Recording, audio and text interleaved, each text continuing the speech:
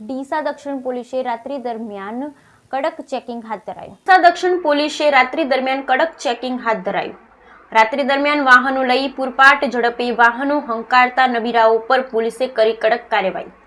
ડીસા શહેરમાં દક્ષિણ police station ખાતે યોજાયેલ શાંતિ સમિતિની બેઠકમાં રાત્રિ દરમિયાન ઊંચા અવાજે ટેપ વગાડી રોડ પર સ્ટન્ટ કરતા બાઇક ચાલકો અને બુલેટ ચાલકો સામે કાર્યવાહી કરવા માટે આગેવાનોએ કરાયેલ રજૂઆતના પગલે ડીસા દક્ષિણ પોલીસ સ્ટેશનના નવનિયુક્ત પીઆઈ કેબી દેસાઈએ રાત્રિ દરમિયાન કડક ચેકિંગ હાથ ધરવામાં આવ્યું હતું અને ડીસાના અલગ અલગ વિસ્તારોમાં રાત્રિ દરમિયાન પૂરપાટ ઝડપે બાઇકો અને બુલેટ ચાલકો સામે કડક કાર્યવાહી હાથ ધરવામાં આવી હતી.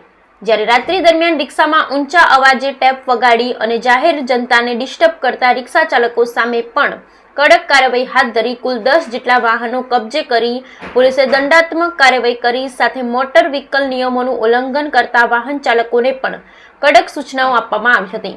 જેને રાત્રિ દરમિયાન પૂરપાટ ઝડપે મોજ મસ્તી કરવા નીકળતા નબીરાઓને પોલીસે કાયદાનું ભાન કરાવ્યું હતું. ત્યારે પોલીસે રાત્રિ દરમિયાન કડક ચેકિંગની કામગીરી શહેરીજનોને પ્રશંસા કરી હતી અને રોજબરોજ રાત્રિ દરમિયાન આવી જ રીતે કડક ચેકિંગ હાથ ધરવામાં આવે તેવી લાગણી વ્યક્ત કરવામાં આવી હતી.